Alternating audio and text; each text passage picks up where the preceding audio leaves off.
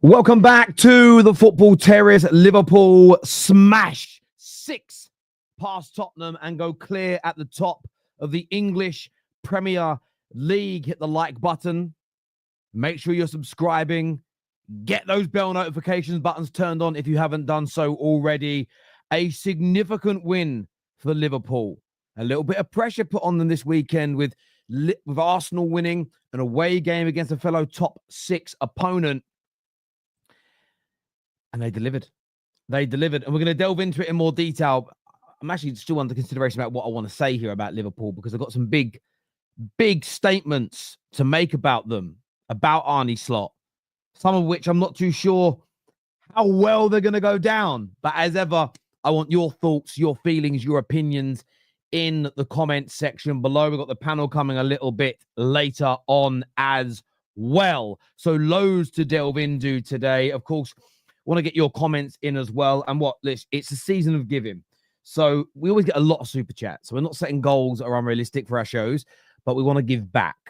Not enough YouTubers do this where they actually give back to their viewers that give them so much money. So if on this show we hit, because it's our biggest show of the week, well, one of our biggest shows of the week, Super Sunday Match Reaction, if we hit 50 super chats within the next hour, we are giving away one brand new, and it says now PS5 for one of our lucky viewers and super chatters in there. So if you super chat anyway, it's great. You're going to go into the draw to win one. We've done this before where we're giving these kind of prizes away. We're going to set that goal on this show as well. If you want to get involved, feel free to.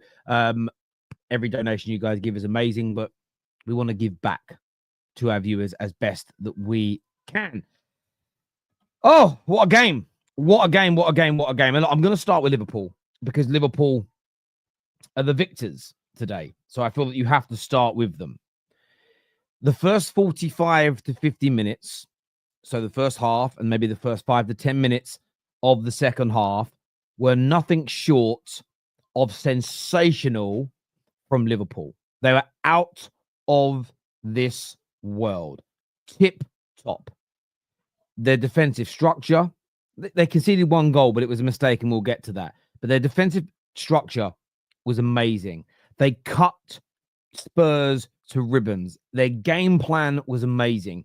And what this Liverpool team can do, which is almost so unique to them, is they can attack with 4 or 5, sometimes 6 people in their attack. But when they lose the ball, they can get back just as quickly and be hard to break down and very difficult and stubborn. And they were just imperious, clinical, emphatic whenever they were in the attack. And it was an absolute beatdown in that first 45 minutes. Yes, there was a consolation goal. So I've got to shut the door of my office. 1 second. Is it shut?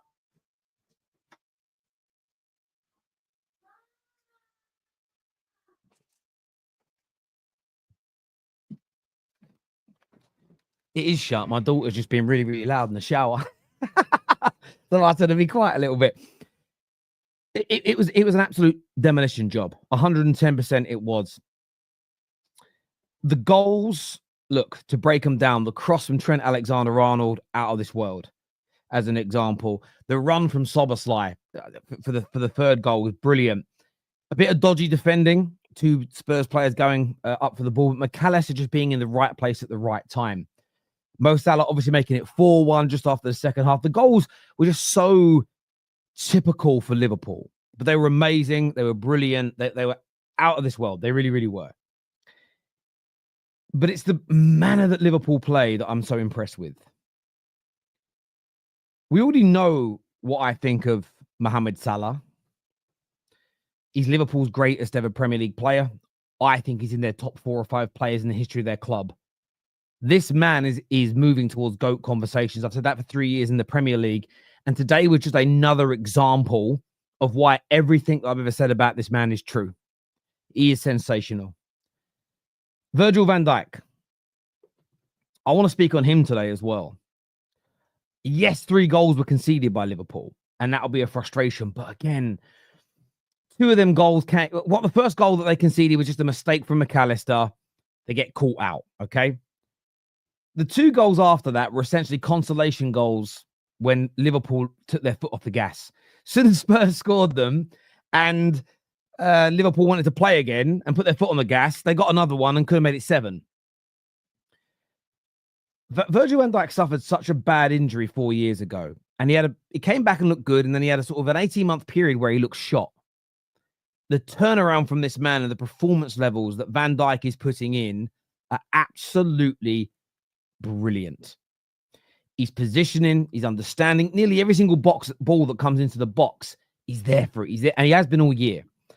And I won't say he's the single reason, because it's taking away from Gravenberch in front of him and other players that have done very, very well.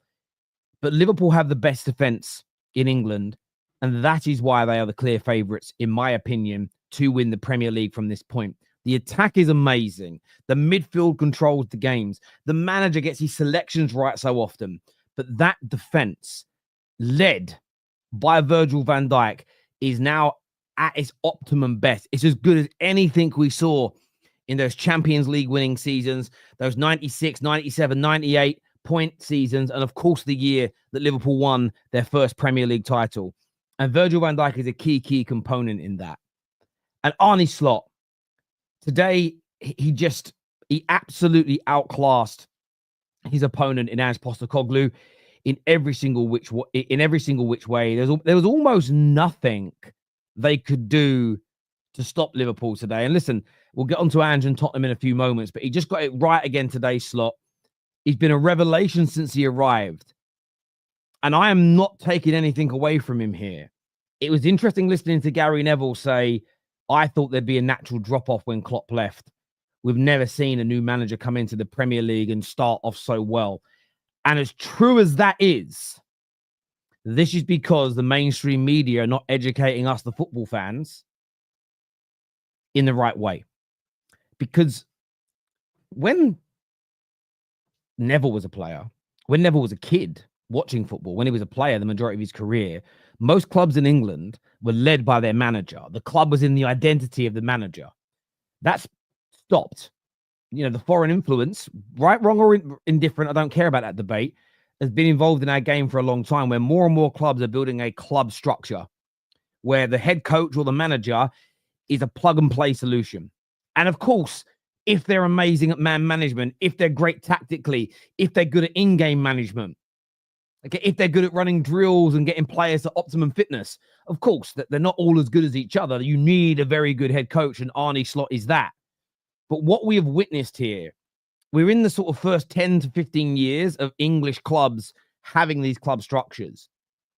And what we haven't really seen is a top club do what Liverpool did yet, where they got their team up to the heights with Jurgen Klopp as sort of the lead coach, and then moved on to somebody else. We're going to see it soon when Pep Guardiola leaves Manchester City. But Chelsea didn't operate like that up until this last couple of years with Clearlake. Man United have only just in the last few months started the process of building that as an example. Arsenal started putting that together 5 years ago when Edu and Arteta came in. And I'm just intrigued. I'm intrigued to see whether we see more of this. The new guy coming in, by the way, very similar to what you get a lot. If you go back and look through the years of new managers at Bayern Munich, new managers at Real Madrid, new managers at Barcelona, new managers at Dortmund, sometimes you get a dip if the head coach isn't good enough. But invariably, you get consistency or improvement, and there isn't like a massive fluctuation all the time. And it's because there's this steady club process. Arne Slot was an amazing pick. Okay, and I don't want any Liverpool fans to think I'm playing it down. I'm really not doing that at all. What I am praising here, and if you've reacted before you've got to 9 minutes and 27 seconds, shame on you for not having patience. It shows that your club is so immaculately run. Now, poorly run clubs can make a mistake with ticket prices. It can make a mistake with signings. It can even hire the wrong manager. Of course, they make mistakes. But overall, FSG have done an amazing job with your club.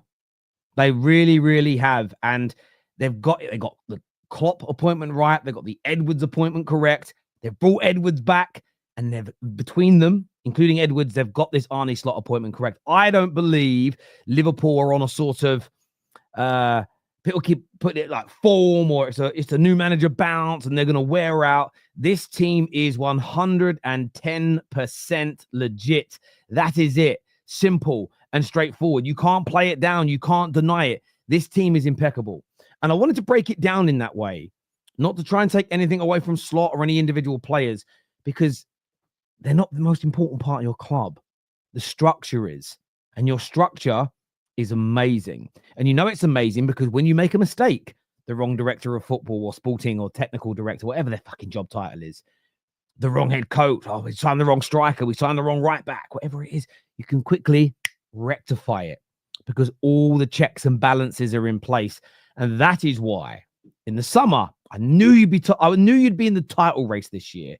I thought maybe there'd be a drop-off because I didn't know how good Slot was, and Slot's qualities are shining through. But I don't think we're going to see well-run top clubs in England have these massive drop-offs anymore when they change head coaches, because it's going to be picking up where the previous person left off. Unlike the years gone by in Gary Neville's era and all the older pundits, where new manager comes in and the whole world changes because the club's now going to be built in that new manager's identity. It just doesn't happen anymore. And Liverpool are getting paid huge yields here, massive dividends on the way they have structured themselves. And it's absolutely painful for me to see as a Man United fan. This is painful. This hurts. I don't like it, but I can't deny it. I have to be honest. I have to be straight up. I have to be truthful on these matters. I simply have to. I can't not. Phenomenal structure. Excellent squad. And by the way, a lot of us thought maybe your squad was maybe a little bit aged and dated. And all that went wrong last year is Klopp lost his mojo. He tapped out. He just had enough, which is fair and fine. And I'm not criticizing him for it. I know you didn't even buy anyone in this summer. And people, we didn't buy no one. Look how great we are. It's because this team was underachieving last year. It's phenomenal. It's phenomenal. You're winning the league. I truly believe Liverpool are winning the league from this point. Not because of today, but it's everything that's come before it. The defensive record, the European record. City dropping off is a key component, right? If they're 1 point behind you, you'd go, they're going to go on that 15-game winning streak soon. They're not doing anything this season in the league. Liverpool, amazing. I take my hat off to you. Well, I tip my hat to you. Today was phenomenal. And fair play to you. I'm not going to lie. I'm very, very jealous indeed. And everything you're doing is what I've been screaming at my club to build for 11 years. And I see all these other clubs doing it. And I'm like, please build it. Do it. We need it. You know, you've been in the gym and you're watching someone exercise incorrectly. And you're like, bro, you're going to hurt your back. You're not going to get stronger doing that. That doesn't work. Why are you doing all this exercise if you're going to go and eat pie and chips? That's how I felt. Right? That's how I've kind of felt as a United fan. I'm looking at everyone else doing the right thing. And they're looking at my own club going, well, that exercise doesn't work. That doesn't make you stronger. And there's no point going on that cardio machine and then leaving here and eating fish and chips and then having a Ruby at night. So, yeah, I am jealous. I'm not going to lie. But that won't make me stop speaking the truth. Please hit the like button if you haven't done so already. I'm going to go to some of your super chats that are coming in here. Dodgy gut, Chelsea top, checkup needed. Listen, I ain't going to lie. This weekend, I tried to... The football gods got me. The football gods got me. Because this weekend, what I tried to do is I tried predicting City and Liverpool. Sorry, City and Liverpool. I got it the wrong way around. I predicted a City win and they lost. I predicted a Spurs win and they lost. Should have predicted a Liverpool win. But I was trying to be clever with the gods. And not only that, they punished my own team. So, yeah, I thought Chelsea might go top this weekend. They didn't. Liverpool reigned supreme. Hit the like button. Thank you, Luke Skywalker, for asking for that. Ange should be charged with a war crime for playing a high line against Diaz, Gakpo, and Salah. Do you know what's funny, right? I heard Gary Neville say this during commentary, and he's spot on with this. Big Ange is never changing his style of play. That isn't going to happen. I thought they'd be more conservative at times today. I thought they'd be harder to break down at times today, but they were not. They were not. It was ridiculous how they played. I thought they'd be far more respectful to Liverpool, but in the end, it was their undoing. Their disrespect to Liverpool is what led to Liverpool absolutely poleaxing them. And listen, yes, they got those consolation goals late on, but Liverpool weren't at the races then. They'd checked out. They'd gone home. Mo Salah was thinking about what pajamas he's going to wear under the Christmas tree this year. Like, it was done. That is coming, by the way, people. If you would like it or not, he's going to do it because he always does. We took robbery last year personal. Yeah, you did. You guys answered with a vengeance today. Thank you for asking everybody to hit the like button and sub. I appreciate that, brother.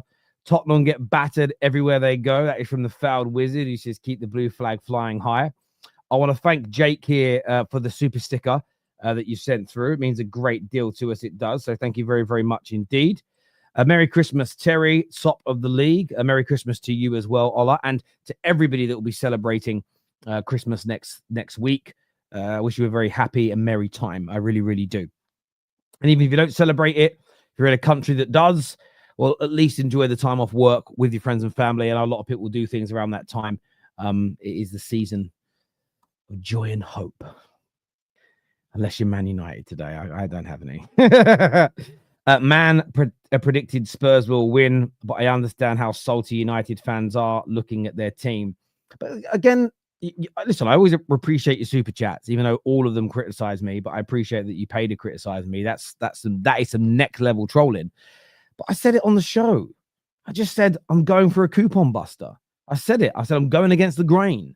I didn't say that they were better.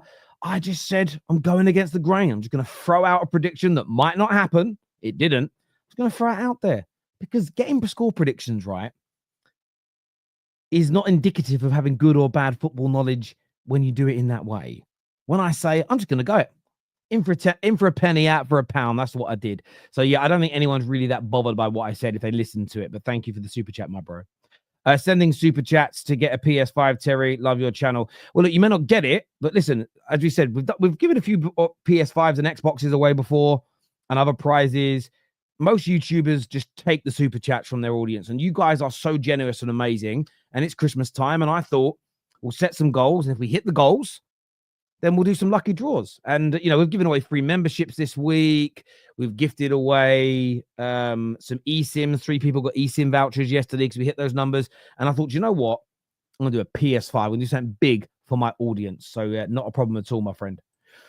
Slop heaping praise on Ange's style of play, knowing his team feast on high lines is 200 IQ mind games. First in the Prem history to make double digits on both goals and assists. Salah is the GOAT. Yeah, listen, I'm going to be pressing Husam on this. If he doesn't say that he's better than Steven Gerrard, I'm banning Husam from the Football Terrace for a month. He just is. He just is. As you say, first ever player to get 10 goals and 10 assists before Christmas is crazy. Coupled with everything else he's done. As an Arsenal fan, I am frustrated this season. City fall off. We're well behind, but fair play to Liverpool. Will they be called bottlers if they don't win? Some people will call them bottlers. Some people won't. Each to their own, I suppose, when it comes to that. What I will say is this. If Jurgen Klopp had left a year earlier, what you'd have seen from Liverpool now is what you'd have got last season. This Liverpool squad wasn't done. This Liverpool squad wasn't washed like a lot of Liverpool supporters, a lot of neutrals, a lot of pundits thought. The Liverpool squad fell off, and I implore Liverpool fans to not get angry. It fell off because of what Klopp said. I've lost my energy. And there's something, and again, I know some of you are young, so maybe you haven't been through this yet. But you may be struggling at maths at school. And then you get a new maths teacher who comes in and is full of exuberance and energy. And the old guy that left had been doing the job 40 years, and you're just tired and finished of teaching kids. And suddenly, I'm doing much better at maths now because you got a better teacher. You might be at work, get a new boss that comes in, and suddenly you're like, I feel more motivated. I feel happier at work. I feel like there's better direction. I'm growing. And it's because you've got a better leader. And not better because on both at their pomp, but just it depends on somebody else's situation, their mindset and where they're at. And so listen, I understand how you feel as an Arsenal fan, but you also, it's not just a case of Slots arrived per se and they've got better. It's Slots now getting this Liverpool team back to the standard they were the last 2 years, but they just weren't able to achieve on a consistent basis.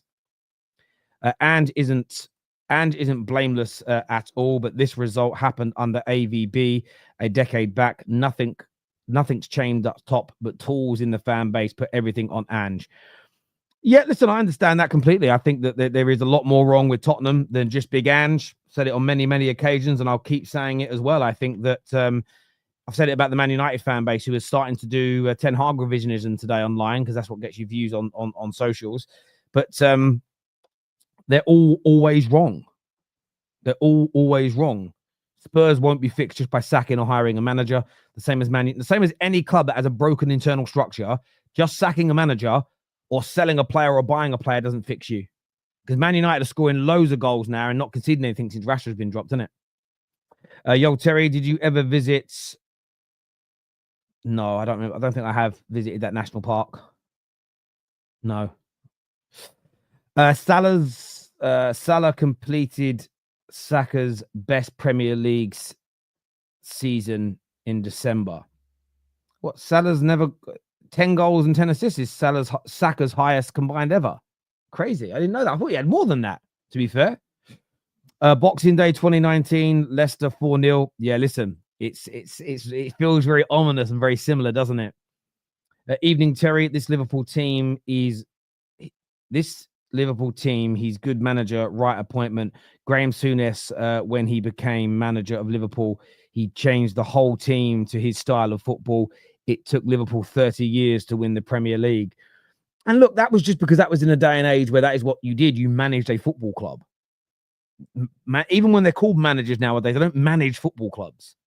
You know what Edwards does, right? Not the commercial stuff per se, but Sir Alex Ferguson was the manager. He stopped the Man United Football Club having social media. He wouldn't allow the players to use it that much, and he wouldn't let the club have it.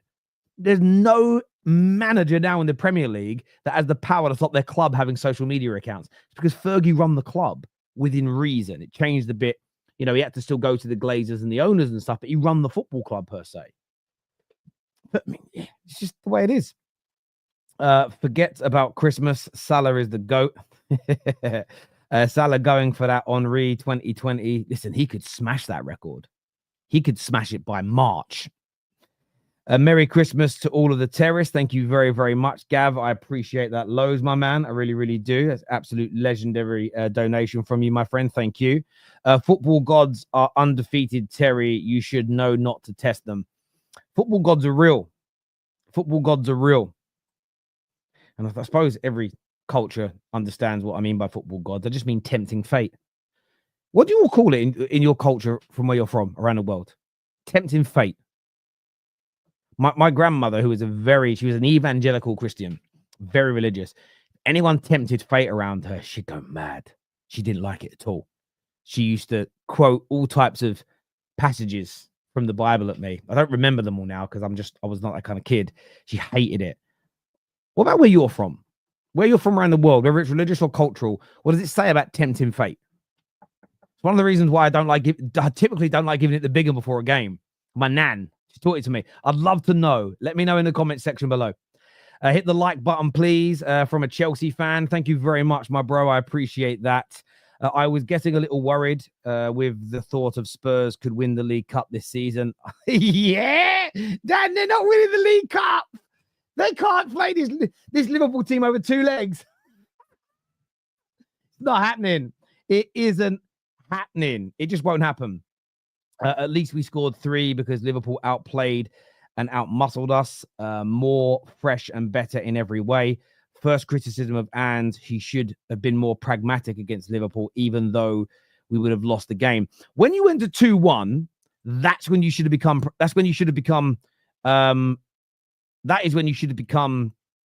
pragmatic. That is when you should have become pragmatic. Just to the end of the first half, come out at 2-1. It was crazy that you didn't do it. Honestly, I found it crazy that you didn't do it, Jerome.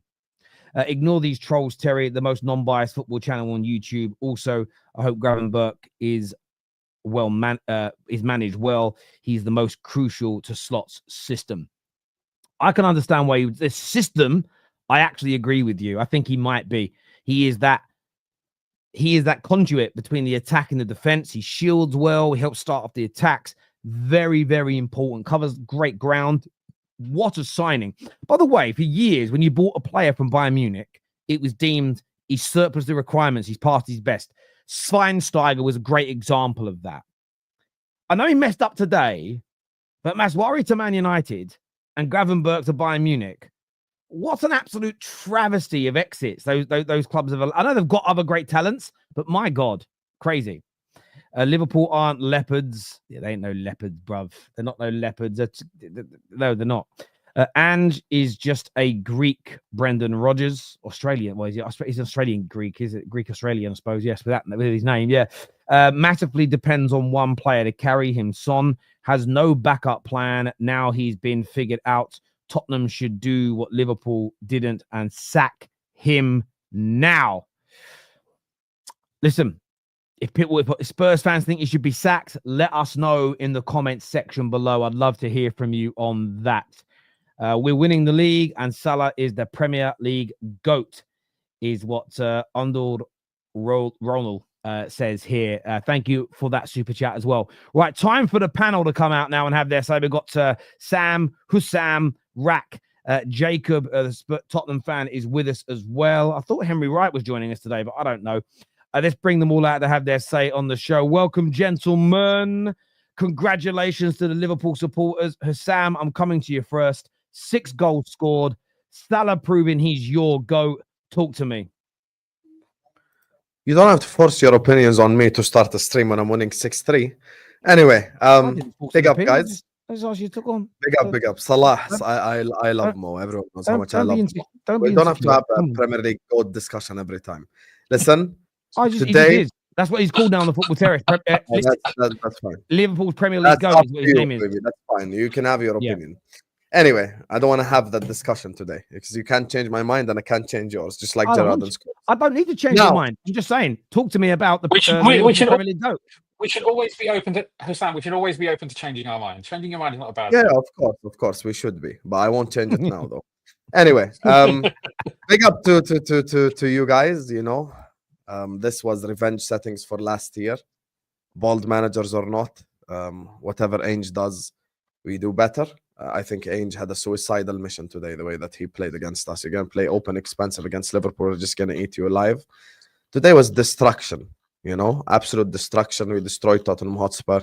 And I feel like the only reason we conceded those 3 goals, I'm not going to scapegoat, but I think Robertson losing the header to Brennan Johnson that way is really weak. But from our perspective, this was a fantastic win, absolutely incredible win.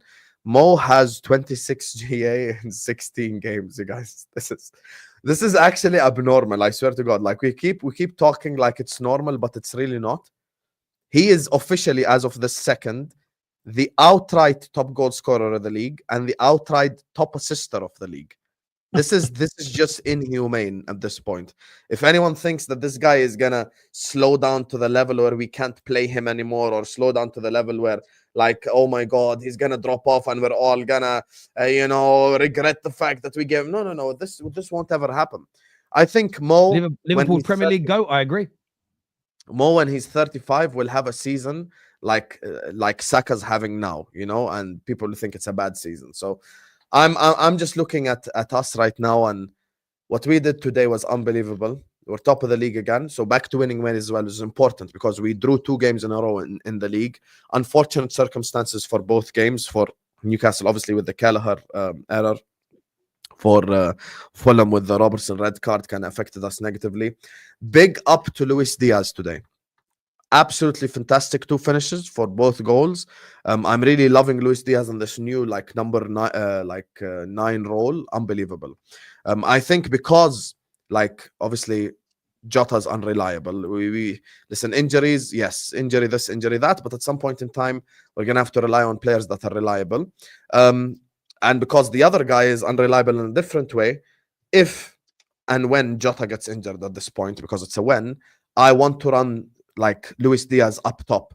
I think that's the most logical thing to do right now. Luis Diaz up top for us is probably the most logical thing to do. And we have to keep winning. We can sit up here and we could talk about oh my God, this club this club that, your favorites, leopards in the tree, who's favorite. All this doesn't make a difference in the long term. In the long term, it's all about winning. It's all about getting the 3 points. And me and Rax had this conversation 2 weeks ago on my channel. We had it on the terrace as well. Look, you have to handle your own business. Okay? Arsenal losing, this team losing, that team losing means nothing if you can't handle your own business. And today we handled business. I hate the fact we conceded 3 goals, but other than that, listen, so many unbelievable performances from so many different players. I really love what I saw today. Luis Diaz cooked. The midfielders, Gravenberch and McAllister, cooked. Szoboszlai had one of his best games for us. The defense, I'm a little bit, as I said, just a bit of disappointment. But other than that, very happy with this team, very happy with the result, very happy with this manager as well. Because you could see today he came tactically ready. And that's exactly why we started, Diaz up top today, which shows adaptability, which is very important for a Premier League manager. And on to the next we go. This is exciting times to be a Liverpool fan. It certainly is exciting times. I think what you said is right. Of course, you've got to keep winning every time you do. It's also the win, I think, today from a title race perspective, with Arsenal winning, so closing the gap slightly, and then Chelsea dropping some points, who'd closed the gap on you in the last 2 match days. It just, again, it puts a lot more pressure on them come Boxing Day or the day, whatever day they play around. Yeah, but the reason I mentioned that is there is a reason why I said that is because I feel like sometimes you get too caught up in title races talking about like what other teams do, like, oh, Arsenal lost, City lost, blah, blah, blah. Yeah, okay, that's all well and good. But if you don't win your games, it doesn't matter long term. And that's why I was happy for us to win today after Chelsea drop points. That's the key here. No, I totally understand where you're coming from when you say that. They did score 3. I didn't say this in my monologue, actually. I will say I thought Kulusevski for Tottenham today actually looked really, really good. Man United, go and buy him in January, please.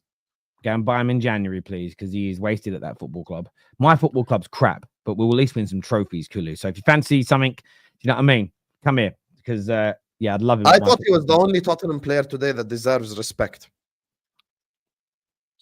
Like, he can hold his head up high today, Kulusevski. He deserves respect. I know you conceded 6, but you can't blame Kulusevski for that shit. You just can't. Yeah. Jacob, what did you make of today from a Spurs point of view?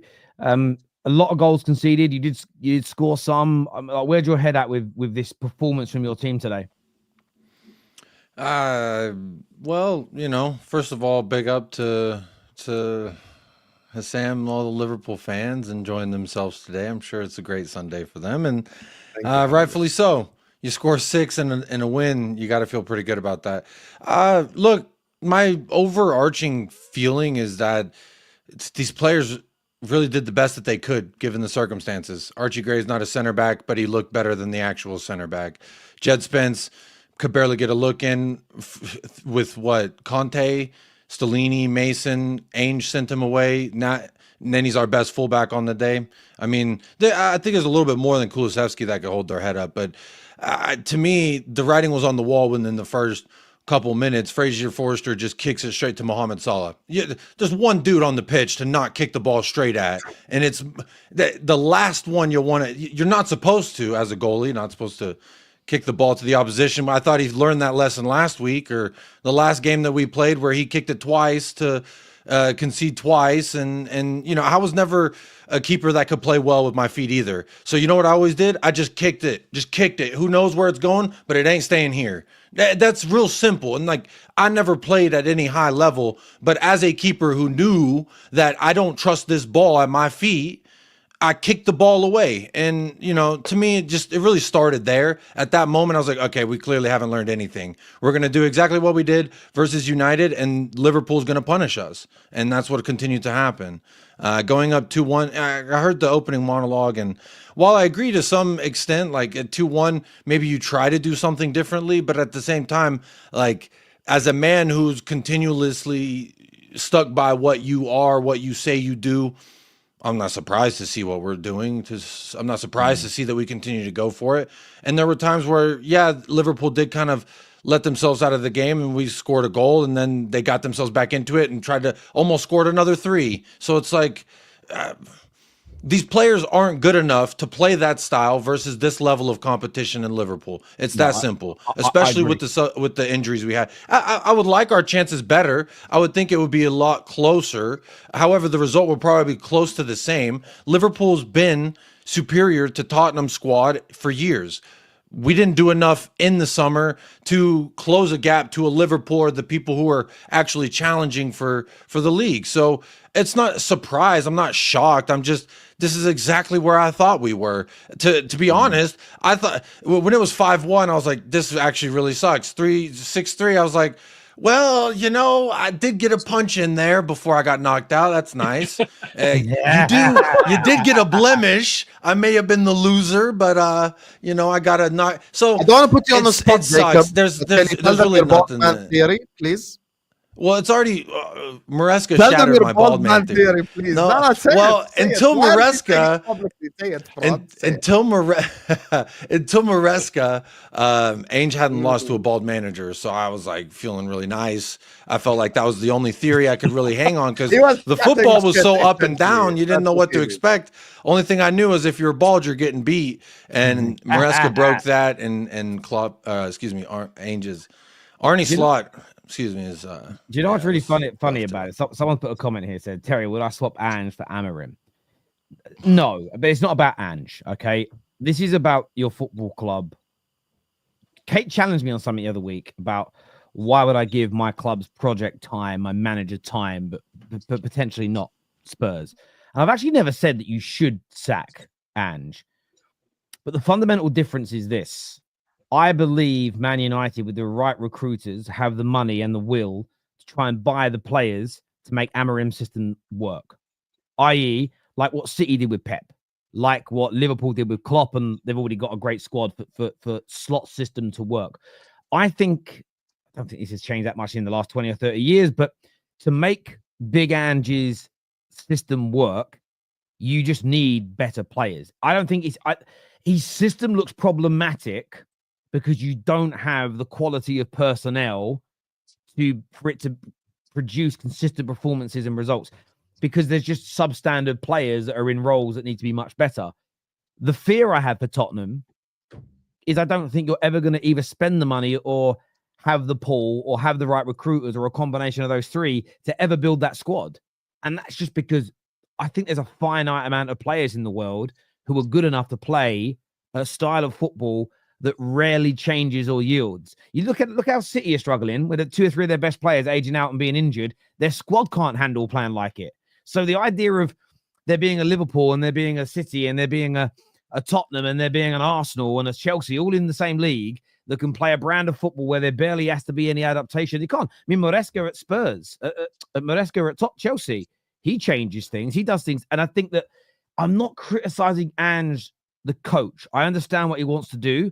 What I am looking at is it really going to work for Tottenham and what they're willing to give him?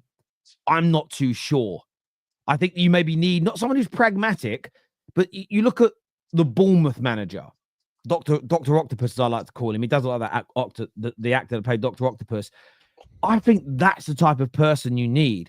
And that isn't me saying little Tottenham. It's not a dig. It's someone who can get a team to play really well consistently with a lesser squad, with a smaller budget, with I don't know. I'm just looking at it and thinking to myself, I'm beyond calling it naive what he did today. He's like, I play one way and one way only, whether I've got the players for it or not. That just doesn't work at this level. And I just think it's something that Spurs have to look at as a football club. It's not about saying he's a bad coach, a bad manager. I just can't understand why anyone, home or away, would ever play like they did today against this Liverpool team. It's suicide. I think most teams in the world, even the better ones than Spurs, what he did today was suicide.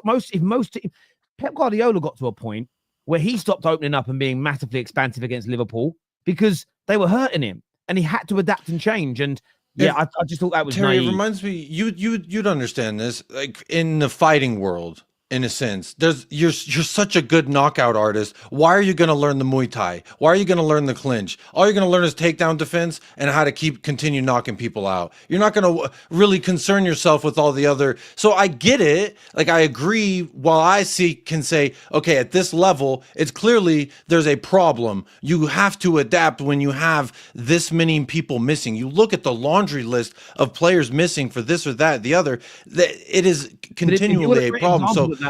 If you want a great example of that, you look at Khabib.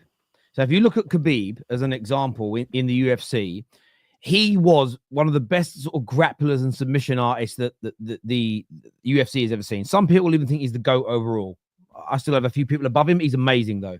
But what he had to do when he came to the UFC, as he was moving up the levels, he had to learn to become a much better stand-up fighter as well. He had to improve in other areas. He knew that he couldn't achieve what he did just being world-class at one particular area. And for Big Ange, when you're in the sort of, if you're an MMA fighter, there's loads of other associations that don't have the same level of quality. So you can get away with being a knockout artist only in some of them. Yeah. You can get away with being an amazing grappler and winning always by submission. Once you're in the UFC, you have to become more rounded. And some fights, I'm going to be on my feet more. Or you might be against a guy that's a better grappler than you. So actually, I'm going to try and keep this one on my feet, because if I go on the ground, and I think that's where Big Ange struggles. It's just, well, I'm just going to do what I'm good at, regardless of who I'm up against. And I think when you get to the elite level, I think managing in the Prem, managing in La Liga, the two best leagues in the world, I think you have to have more to your game unless your team and squad is superior to everybody else. You're always going to have matches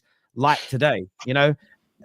A left side with Deontay Jed Spence and Archie didn't Gray improve any going part. against Salah is always going to be a problem. Yeah, but you knew that headed into the game and you still chatted shit. So why do you say Well, that? of course. What else am I going to do? I know Oh, which we're way the gonna boat's slap going, his baby, but I'm bald still head. swinging. You know, today you got slapped up by two things who rejected you: Luis Diaz and Arne Slot. Yeah. See how I'm not saying anything to any Spurs fan. Khalas, our beef ended last year. It's done now. But you see, you specifically. Well, you know, Luis I can Diaz still. said The no last to time you and Klopp ever went to slapped you Tottenham up, Hotspur Stadium, he did get a big and fat L, Slot so he said can hold no that. to you and slapped you up. So have some shame. Yeah, well, the shame went out the door whenever Klopp did, and that was with an L. I like that. I like that. And yet we still won more trophies than you. Yeah, I'm aware. I'm Bruv. aware. Everyone's everyone's I don't live under a rock. I'm Bloody aware. hell. Bloody hell. Sam, not Husam, Sam, what did you make of Liverpool today? Before I talk about that, I just want to call out Gunnar Souls. You're shameless and you're a fraud. Just want to say that.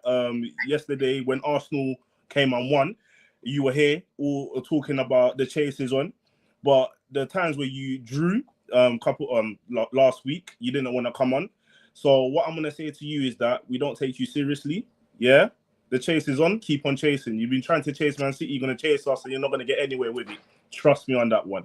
But anyways, on the game today, brilliant performance. I'm going to speak on a negative. I know Husam spoke on all the positives, but I'm going to speak on a negative. Robertson, at a point, I actually thought Robertson had a good game, but then there were certain moments in the game where I was like, yeah, I can't lie. We need to get another left back in January. It's going to cost us if we're going to keep on playing him. It's going to cost us. And I don't want to keep let it go now, the Robertson thing? Have you woken up finally and said like it's over? I've been saying this from last year. I said this from last year, Brighton game when we drew 2-2. It's time. By the way, sorry, I want to interrupt Sam and just say one thing quickly to the Terrace audience. Gunnar Solskjaer didn't just say the chase is on. He also said that the players gave birth because of Arteta, and they're making love because of Arteta, and they're marrying their wives because of Arteta. So he said a lot of worse shit. So yeah, go ahead, Samuel. To be fair, I didn't hear him say that, but if he said that, that's wild. But we need to get a left back in January. Joe Gomez was good, but it also shows how good Konate is as well.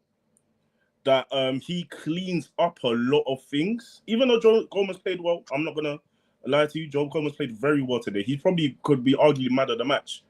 But Konate, we do need him back because he shores up that right side. But anyways, like Mo Salah, I'm gonna say this from now. Please, Samuel, don't drink this. He's going to score 20 goals and he's going to get 20 assists this season. He's got 15 goals already. He's got 11 assists. He's going to break that record. He's going to break that record. I'm saying that from now. Because having 15 goals and 11 assists, and it's not even Christmas yet, is absolutely insane. That is insane. You just saw what tempting fate did to Terry, and then you do it yourself. Listen. I'm gonna Take that back right now. Take it back. Take it back. Trust me, Samuel. Take it back. I know you trust me. Take it back. Say he's not gonna do it right now. Say it. Say right, he won't ever break that record. He's not gonna do it. He's gonna do it. He's gonna do it. He's gonna do it. Anyways, so yeah, but what I do like is Diaz up top. Now Diaz brings slightly different. His hold-up game is brilliant. The way he links up play is a lot better than Nunes up top. Jota he's better than Jota, but Jota's a better finisher. So we can't rely on Jota because he gets injured so much. So that is another option where we can at least fit Gakpo on the left wing and place him up top.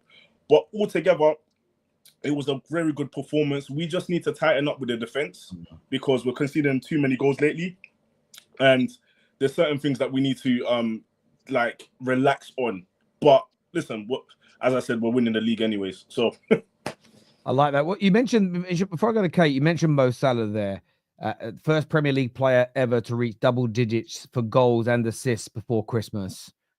Everywhere trending is King Mo, King Mo, King Mo everywhere, from Fabrizio right through to the multiple Premier League Twitter accounts, one's based in different parts of the world. Rack, if he breaks that Henry record, clinching his second Premier League title, along with all the other achievements, I think he's moved clear as the fourth highest goal scorer in Liverpool's history. What does it do for his legacy? If those things happen, if he breaks that record, wins that Premier League, what does it do for his Liverpool and Premier League legacy, in your opinion? I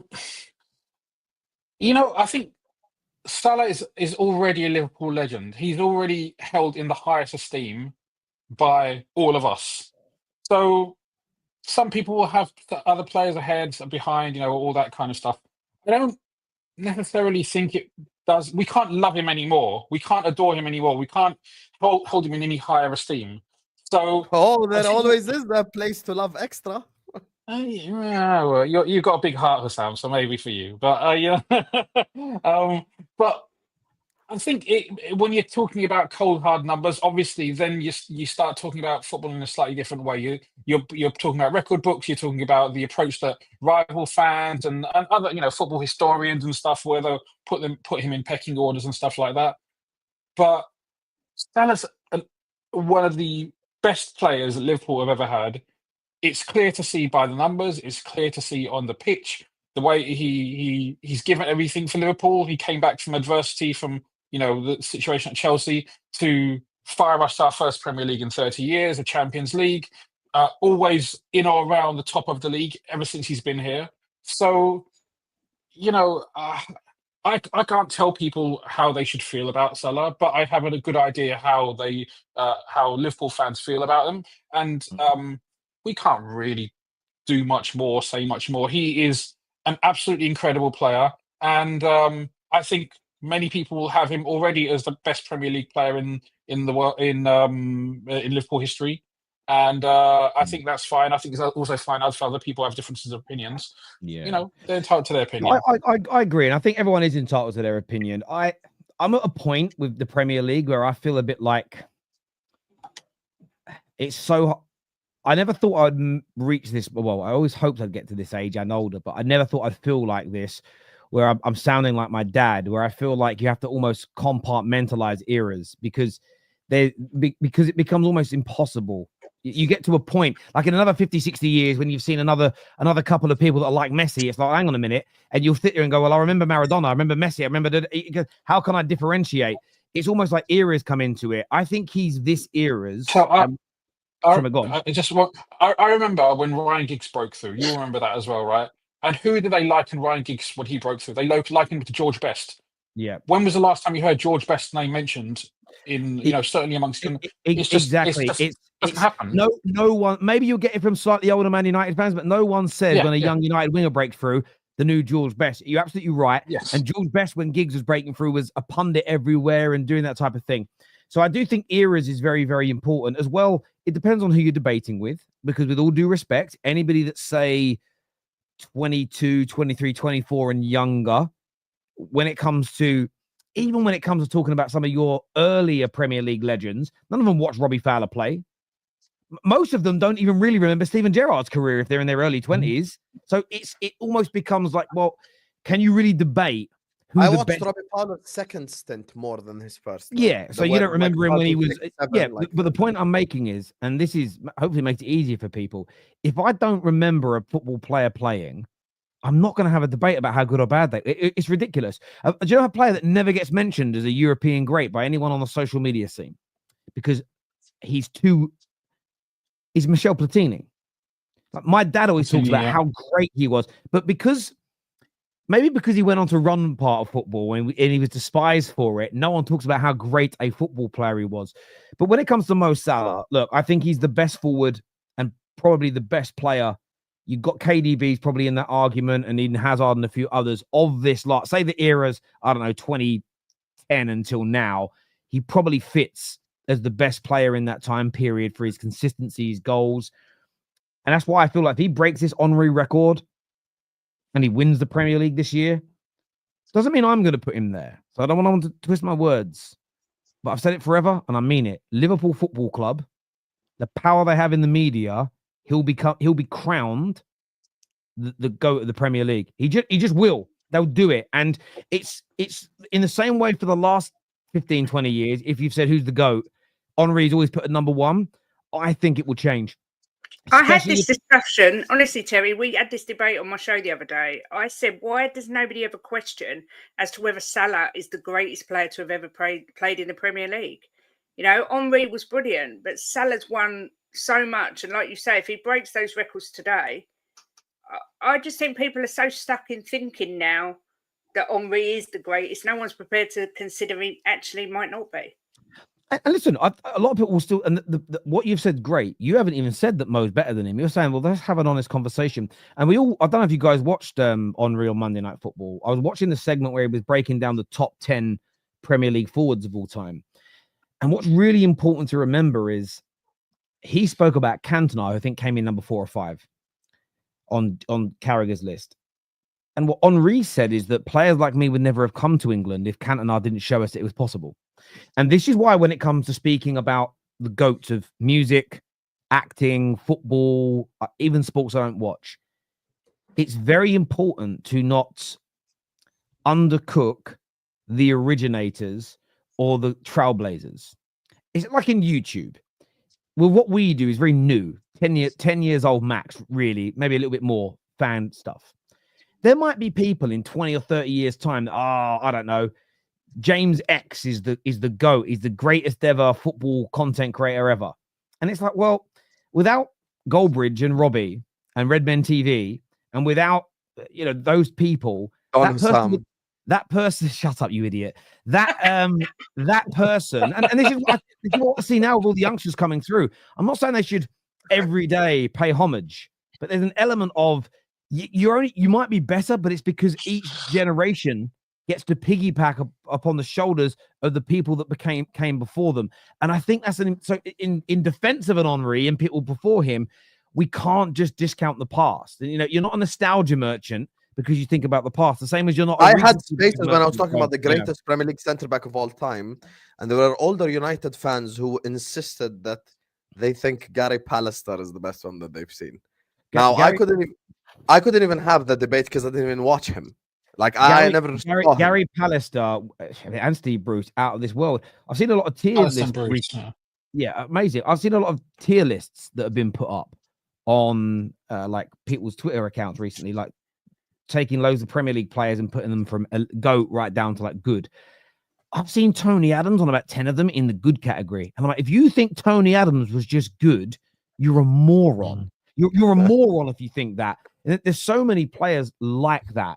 That's why I respect Rax's opinion, because he watched Roger Hunt. But no, Billy Liddell, mate. I was there when Billy Liddell was there. Do you know what Liverpool player was weird? Is his name, not the way he played. I don't remember. I want to say he was a winger. There was a Liverpool player whose name, when I was a kid, I used to love an obscure name, like Pierre Van Hooijdonk. No, Stig Bjørneby. Stig Bjørneby. Something like that. Yeah. And There's a guy who had a long ass name, Jan Vinegar of Hisselink. Yeah, great. Some footballers just have names where you're like, that's someone who should be fighting Dracula in a horror movie. Do you know what I mean? It's just some great names out there. Great names. Yeah, but yeah, Stig Björn. That was always a name where I was like, such a cool name. That's one of the reasons why when we signed him, he was a good player for us, not a great player. We signed Jasper Blomqvist, and I'm like, that name's so cool, you know. Especially when I grew up in an era where, like, it didn't have the internet. The internet didn't exist when I grew up watching football, and you'd only really hear these kind of names in sport or maybe whatever else it was. And yeah, it was great. But Kate, you got smashed again today. The football I'm talking about. Could be worse. We could have been Man United, let's be fair. But yeah, look. Damn, he just punched you back. Let's go. You get a phone call for that. WK in the chat. Let's go. Sometimes you have to just put your hands up and say that we was outclassed and outplayed, and they're a much better team than we are. You know, I'm not going to use the excuses of the injuries. We've got injuries everywhere, but I still think that even with a full team, we're struggle against this team. They look incredible. Best team in the land for me. And, you know, I respect Ange, but, you know, this is what happens when you play that way against a team like that. When we've got our two best centre-backs, basically the equivalent of a Gabriel and a Saliba out, and a David Raya. So, you know, we've got an 18-year-old at the back in Archie Gray who didn't do bad.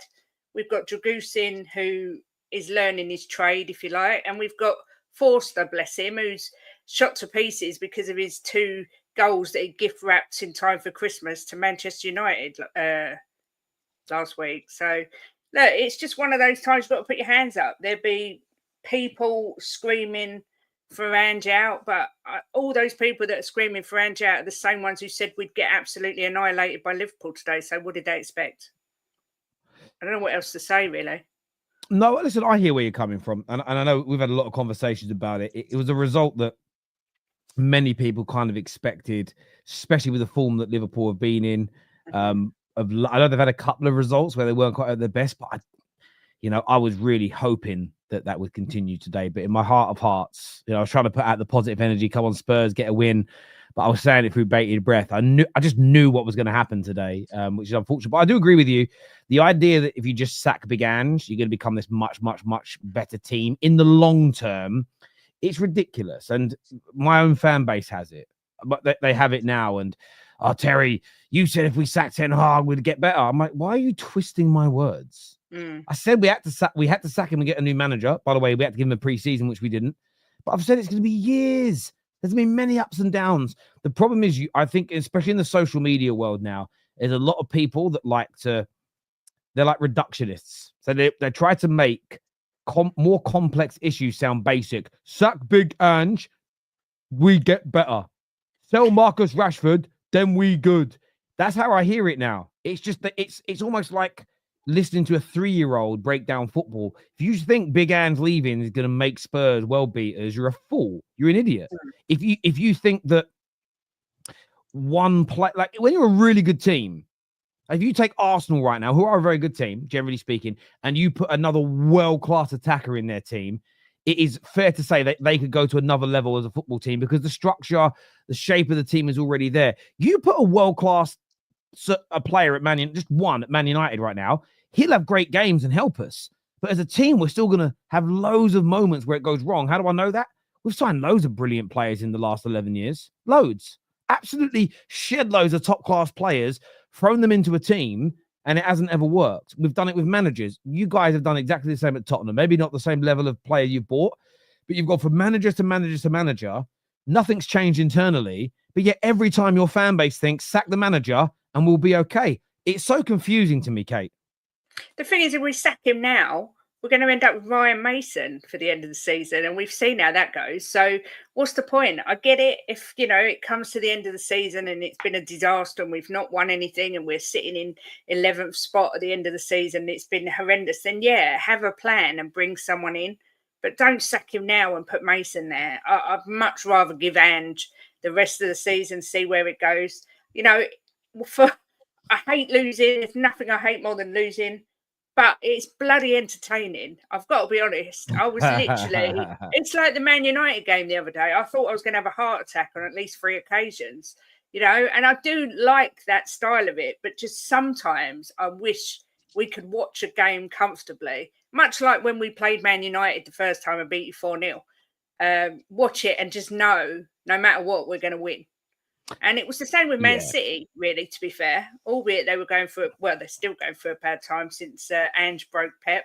But look, it's just so tight. It's just so tight watching Spurs. You probably should be given an award for that as a club, to be fair. I believe, we need a trophy. So that could be our trophy for the year. Are you looking forward? Are you looking forward to back-to-back games against Liverpool in the semi-final?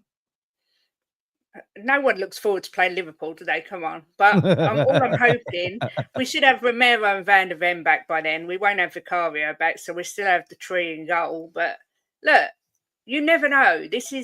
We might get a Christmas miracle in the new year and get through to the final. You don't know, but look, I don't think it will be 6-3. I think it will be much tighter because we will have more of our players back, please God. But no, I didn't matter who. Yeah. What to us? Can you imagine? But you never know. I do think it depends a little bit on the team that Liverpool puts out. Exactly. The game load and stuff like that. So you'll play a strong team. I don't think you're going to play the team that played today. No, I think they'll concentrate on the league and put a slightly weaker team out, maybe. Yeah, I think we will. Look, ultimately, we've got bigger. I don't want to say bigger fish to fry. We got bigger fish to fry. That was a quote. That was a quote. So don't clip me. But AJ. Just following on from what Kate was saying about entertainment. Obviously, look, the fact that we won makes it easier, much easier for me to say. And we all know the context as well of this particular game because Chelsea dropped points and Arsenal, they haven't capitalised in recent weeks. But I really, really enjoyed this game of football, and I didn't want it to end. And I tweeted, and it was a bit silly. I was like, I'd take giving away a goal if we could score another. As it turned out, we gave away 2 and scored 1. But obviously, we had the luxury of doing that. But just from an entertainment point of view, and we all got into football because we enjoyed it. We played it as kids, or we enjoyed watching it as kids, or whatever the case may be. Outside of all the whole, going for trophies and top level football. It was just a really fun, enjoyable game. And it was very open. And Spurs were giving away chance after chance. And, we missed some sitters. But it was just fun today. And sometimes it's nice to have a fun football game. No, yeah, I mean, if you look at it's 3, if it was 3-0 to you instead of 6-3, you would think, that's not really a whitewash. And it flatters us, the scoreline. That's what I'm trying to say. You could have beaten us by 8 or 9. It was just... Particularly the first half was an absolute onslaught, but it is entertaining to watch us. But I just would rather that we won as well. Yeah, or it weren't your. I enjoy watching Tottenham. They don't make the games fun. Ricky here says, in 28 years of watching football, Henry is beyond just stats. It's what he did and how he did it. Ironic that Spurs fans want to have this discussion more than even Liverpool fans. Bitter club, bitter fans. Do you know what? I said on my channel, Henry is one of those players I loved watching, but I actually enjoyed watching Bergkamp more than Henry. But this is also part of the conversation as well. And another super chat about that says that Carragher, who is Liverpool bias, said he rates Henry more because he made him feel inferior on the pitch. And that's a great thing. And you've also said great explanation, Terry, for Henry versus Salah debate. Hopefully people would learn just to look beyond the numbers and consider multiple criterias. But this is also true. But what you've also all said there is think about it. Kate prefers Bergkamp to Henry. And Lee Gunner that was on the show puts Bergkamp above Henry. So it's not even just non-Arsenal fans that do that. Equally, what you just said there, Ricky, about both of you have said he goes beyond stats. Absolutely. But there are Liverpool fans that can sit there and speak to you about things that Salah does that are beyond stats. But then when you talk about things that are beyond stats, then you get into subjectivity. The same as Carragher. Carragher voted for Henry because Henry made him feel inferior. But Mo Salah couldn't have made him feel inferior because he didn't play against him. So therefore, it becomes... It's a fair point and go, well, Carragher was made to feel inferior. But what about if another top centre-back who's better than Carragher, says, I love playing against Henry. He got the better of me once or twice, but played against him 15 times and he scored against me twice. I actually enjoyed playing it and I did well. Like, if that example goes out, then does that suddenly mean that Henry is not the GOAT? I think that it's important to have subjectivity, but you've got to be open-minded to listen to other people's subjectivity. And in 10 years' time, say there's a centre-back playing today, I don't know, who ends up being a pundit in 15 years' time, and says, you know what, every time I came up against Salah, I feared him. Then we're back to square one. It's like when there's never going to be... A great example, okay? You don't hear it as much now because he ain't really playing and playing well. But for years, when you were asking right-backs in the Premier League, who's the hardest player you've come up against, the amount of them that said Rashford, and it was top right-backs that were saying it. And this is the point. Imagine Van Dijk retires and becomes a pundit. Who is the hardest striker you played against? When he starts dropping, when he turns around, who's maybe one of the greatest centre-backs of all time, if he turns around and says, I don't know, you know what, Erling Haaland, he just made me feel inferior. I'm not saying he will say that. If he says it, does that now mean that he's better than Henry because Van Dijk was better than Henry, is better than Carragher? I'm not saying that Carragher's opinion shouldn't count. So I'm talking about, I think we should be compartmentalizing players into eras because everyone views things differently when you played against them. You definitely, as people, view things differently when you watch football in your adolescence versus watching it in your adult life. And sometimes that's based on how good or bad your team is. There are lots of Liverpool and City fans that think this era of the Premier League is harder and tougher. Of course they do. It's when their team's winning it because they want to project that so they can say our teams are better than the guys that won it before because it's a harder era. Some do it for that reason. Others don't, but it's very subjective. And I'm not making any claims about that debate right now. I think we have to be open to more than just Carragher's interpretation. Salah is back to his best because of Slot's style. No disrespect to Klopp, but there was too many hoofballs played to Salah in the last few years, in my opinion. Rax has become like Robbo. Once the GOAT, now finished in here talking footy historians. Bring in little Tom, recent GOAT of YouTube Spaces. He's still doing YouTube Spaces. I didn't even know that was a thing anymore. This is a weird comment. It says, you lost 3-0 to Bournemouth and you want to talk about Spurs. Pathetic, Tewi. Didn't United play? Did an hour stream about it earlier, my friend. Do you know the amount of times I get comments each day? Terry, it's a disgrace you're talking about this. Why don't you talk about this subject? Like, bruv, that video's already dropped. Go watch it. Go watch more content. Same as when you tweet. Like, I had a go at Ahmad's finishing today. Why haven't you criticized anybody else's finishing? Go read my other tweets. I mentioned loads of people. I hate when people look at one tweet and go, this defines everything you've said today. Fucking weird, mate. I'm telling you. Thought Sam would be at the terrace with a cigar. No need. We beat Spurs today. That's normal stuff. Ange is arrogant, playing like that against Liverpool is utter nonsense. Ange is the Spursy manager Spurs deserve. Come on, you gooners for life. Liverpool are looking great, to be fair, is what Jason says here. Also, it wasn't an easy situation for Ange, right? He had that kid from Leeds playing as a centre back, Archie Gray. Archie Gray. Who is it? Look, I think Archie. He looks like he's going to be a really good young player, to be fair. But don't get me wrong, Ange doesn't necessarily always do himself favours. Mm-hmm. But he was, he was down to the bare bones in terms of some of his defensive options today. I hear that. Kulusevski's wasting his time at Spurs. I agree. Come to United, mate. Come win a League Cup or two. That's so funny because I sat near last season. In fact, earlier, I don't know if it's last season or earlier. No, it was last season, and everyone was saying that he's shit. But now all of a sudden, everyone wants him, and you can all piss off. I love it. This here says Terry's obsession with Gerrard is crazy. He knows that he's the best English player of the last 30 to 40 years. United fans keep talking about Gerrard. Well, I'll say this. I don't mention Gerrard's name. I just said that I think Mo Salah is your greatest ever Premier League player. But let's just say for a moment, I live in your world and I agree with you for a second that Gerrard's the greatest English player of the last 30, 40, 50 years. Mo Salah ain't English. So my point, let's just say we agree on your point here.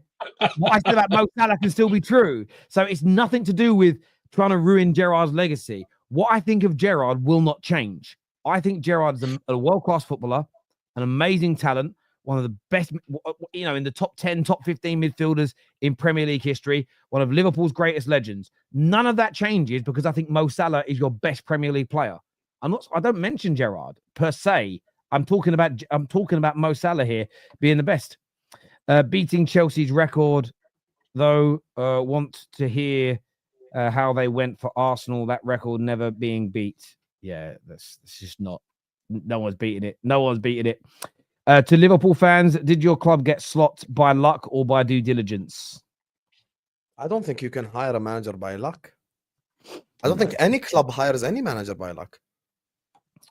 Yeah, I'm talking even like championship. I don't even think like a Blackburn would just get a manager by luck. That's not football. No, there's always an element of luck, though, right? Because it depends on the personality he comes in with, depends on his what he wants to do. I mean, obviously, I'm sure there would have due diligence would have come into it. They would have spoken to him about what would you want to do. But even the personality you could link to due diligence because they could ask the people that work under him, his colleagues, blah blah blah. The Arsenal fan that wrote about Carragher's thing. He said, read the rest. I didn't actually read the rest of it. He says, John Terry said he also had nightmares against him. But that we spoke about this. We were talking about what if Van Dijk retires and then speaks about Haaland in that way? Does that undo the argument? All of these things should then go into being considered. But we do it the other way as well, don't we? Sometimes when players have humility and they don't rate themselves as number one, we go, well, I heard John Terry talking, and he didn't say that he was the best centre back in the Premier League. He said Carvalho, so therefore he can't be the best. Some people John Terry doesn't actually have a lot of humility, to be fair, but bad example. But you get my point, right? There's more than one thing you should be considering. But what we all seek, and we're all guilty of this, is we look for the examples that prove our point as opposed to being open-minded about it, which is also why nobody ever wants to set really rigid objective parameters to say who the best is, because then you can't argue. So it's why it's fun, I suppose. Henry, besides the aesthetics, had a 99% GA return per game after 7 seasons, whilst giving away penalties, dropping to 90. Hang on, he scored in 99%. Scored or assisted in 99%. I don't think that's not true. Arsenal's games. That I don't think that is true, because him and Mo Salah and Henry are not even Messi has that number. There, you don't even need to research it, Terry. That's too high. No one has 99%. He can't have. When Ronaldo and Messi that would mean that he was scoring and assisting 38 Premier League goals every single season. Did he? Which is not true. Exactly the point. He couldn't have done that. Yeah, he didn't. No. I did the percentages a year or so ago. Him versus it's high, by the way. I think he's in like the mid 80s or something. It isn't low, but I don't think it's at 99%. I just don't think it is.